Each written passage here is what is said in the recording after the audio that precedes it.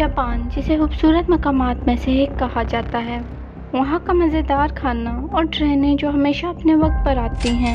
ایک ایسا ملک ہے جہاں سے سورج طلوع ہوتا ہے، لیکن اس سورج کے ساتھ ساتھ ایسے سائے بھی ہیں، کالے اور خوفناک۔ لیکن اس چھوٹے سے جزیرے میں ہمارے لیے بہت سی کہانیاں موجود ہیں۔ جاپان کے بہت سے کیسز کے بارے میں آپ کو شاید معلوم ہوگا، مگر ایسا ہے جس کے بارے میں شاید ہی کسی نے بات کی ہو۔ یہ کیس اپنے وقت میں اس قدر خطرناک تھا کہ کوئی اس کے بارے میں بات بھی نہیں کرنا چاہتا تھا، اور جاپان کے میڈیا نے بھی اس کی ڈیٹیلز شائع کرنے سے انکار کر دیا۔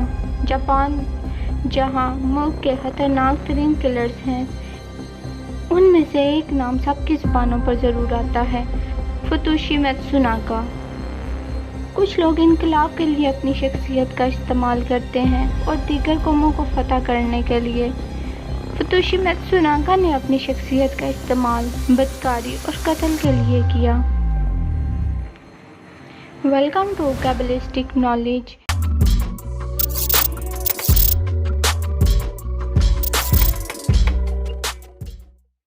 میں آگے پڑھنے سے پہلے آپ سے گزارش ہے کہ اس ویڈیو پر لائک اور کامنٹ کریں اور چینل کو سبسکرائب کریں۔ تو چلتے ہیں اپنی ویڈیو کی جانب۔ فتوشی ماتسوناگا سیریل کلر آف جاپان کے نام سے جانا جاتا ہے۔ یہ اپنے شکار پر تشدد کرتا ہے اور اس کا پیسہ چرا لیتا ہے۔ 1966 سے 1998 تک اس نے بہت سی وارداتیں کی، لیکن اس سب میں وہ اکیلا ملوث نہیں تھا۔ جونکو اوگاٹا اس کے ساتھ تھی۔ فتوشی 1961 میں پیدا ہوا اور جاپان کے پکچرسکیو یونگاوا میں پلا بڑھا۔ دوسروں کے مطابق فتوشی ایک اچھا انسان تھا۔ وہ اسکول میں اچھے سے بیہیو کرتا یا اسکول میں بھی اچھے نمبر لیتا تھا، اور اس کی پرسنالٹی بہت ہی اچھی تھی۔ یہ سب کے ساتھ گھل مل جاتا تھا۔ یہ مجھے ٹیڈ بنڈی کی یاد دلاتا ہے کہ کیسے وہ ایک پرکشش انسان تھا، مگر اصل میں ایک درندہ تھا۔ لیکن دوسری طرف فتوشی کے ساتھ ڈسپلن پرابلمز تھیں، جس کی وجہ سے اسے اسکول بدلنا پڑا۔ اس نے جونیئر ہائی اسکول کی لڑکی کے ساتھ ڈیٹ پر جانا شروع کر دیا، جو اس سے بہت چھوٹی تھی، اور ان دونوں نے شادی کر لی، اور 19 سال کی عمر میں ان کے ہاں ایک بیٹے کی پیدائش ہوئی۔ فتوشی ایک دلکش نظر آنے والا انسان تھا، مگر بہت سی عورتوں کے ساتھ اس کے تعلقات تھے۔ ذرائع کے مطابق اس نے 10 عورتوں کے ساتھ غیر فطری تعلقات رکھے ہوئے تھے۔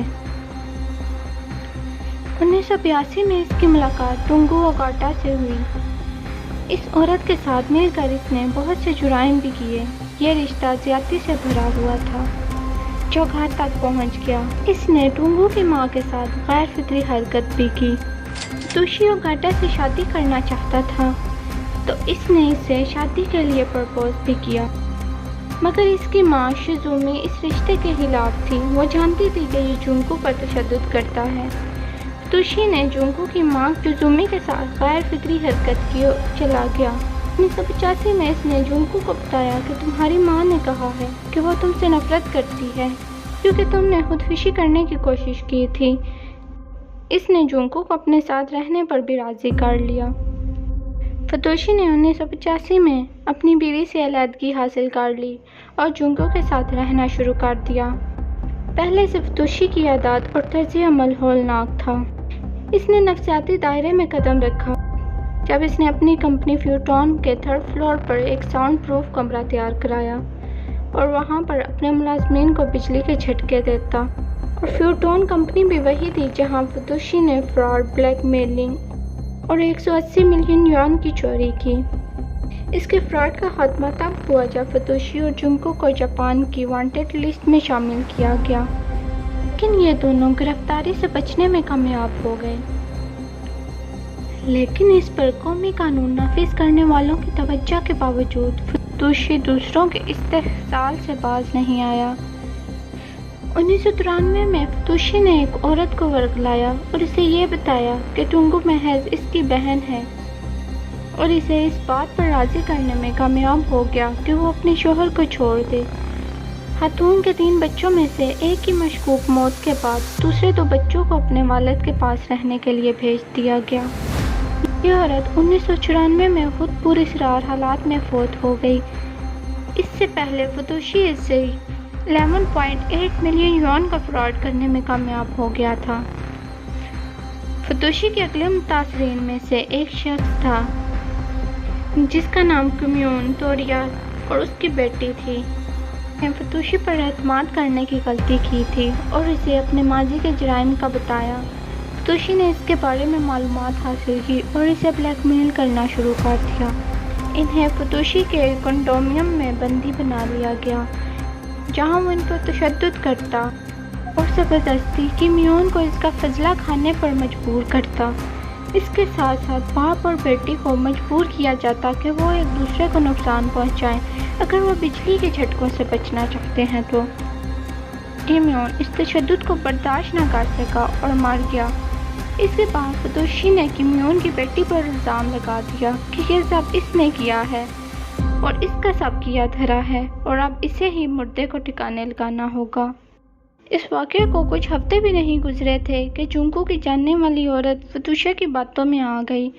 وہ کیوٹو یونیورسٹی کی گریجویٹ تھی۔ اس نے اس کے ساتھ شادی کرنے کا وعدہ کیا لیکن اس سے 5.6 ملین یوان چرانے کے بعد پہلے کی طرح اس نے اسے بندی بنا لیا، لیکن وہ دوسری منزل سے چھلانگ لگا کر بھاگنے میں کامیاب ہو گئی اور اسے پاگل خانے میں داخل کر دیا گیا۔ ایک ماہ بعد جونکو کام پر گئی مگر واپس نہیں آئی۔ وہ شاید فتوشا سے بھاگ رہی تھی۔ فتوشا نے شیزومی کو بلیک میل کرنا شروع کر دیا اور بعد میں اپنی ہی موت کی خبر اڑا دی تاکہ جونکو یہ سن کر آ جائے، اور ایسا ہی ہوا اور پھر سے وہی تشدد جاری رہا۔ اس کا اگلا نشانہ جونکو کا خاندان تھا۔ اس نے جونکو کی بہن ریکو کے ساتھ غیر فطری حرکت بھی کی۔ اس کے گھر والوں نے اسے 63 ملین یوان دیے۔ اس نے سب کو بندی بنا لیا۔ دسمبر 1997 میں فتوشا نے جونکو کے ساتھ مل کر جونکو کے 61 سالہ باپ کو الیکٹرک شاک کے ذریعے مار دیا جو جونکو نے خود دیا تھا۔ تحقیق سے معلوم ہوا کہ کس طرح فتوشا نے جونکو کو اس کے باپ کو قتل کرنے پر مجبور کیا۔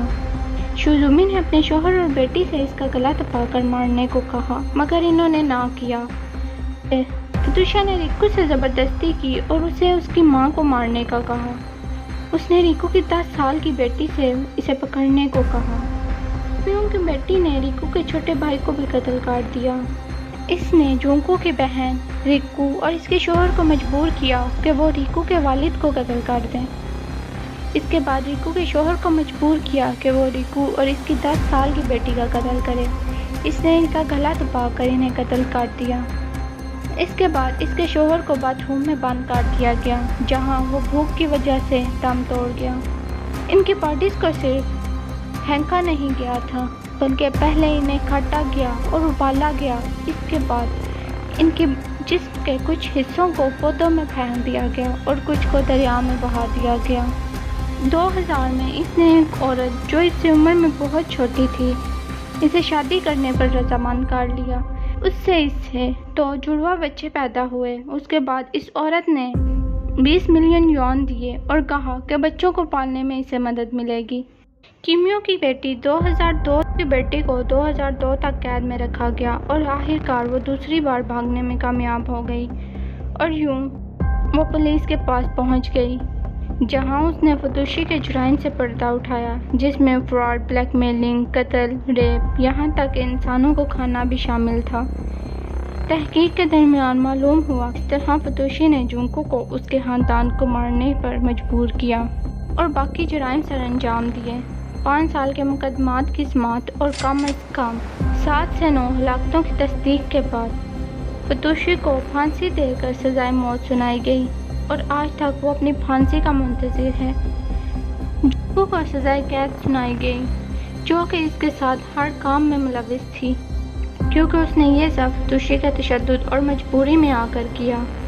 پولیس کے مطابق فتوشی اپنی کمپنی کے ملازمین کو بھی الیکٹرک شاک دیا کرتا اور یہ لوگوں کے دماغ کے ساتھ کھیلتا تھا اور انہیں اپنی باتوں میں لگاتا اور انہیں اتنا مجبور کر دیتا کہ وہ ایک دوسرے کو قتل کرنے پر بھی آمادہ ہو جاتے۔ مجھے تو فتوشی کی یہ سزا بھی کم لگتی ہے۔ آپ کے مطابق فتوشی کو کیا سزا ملنی چاہیے؟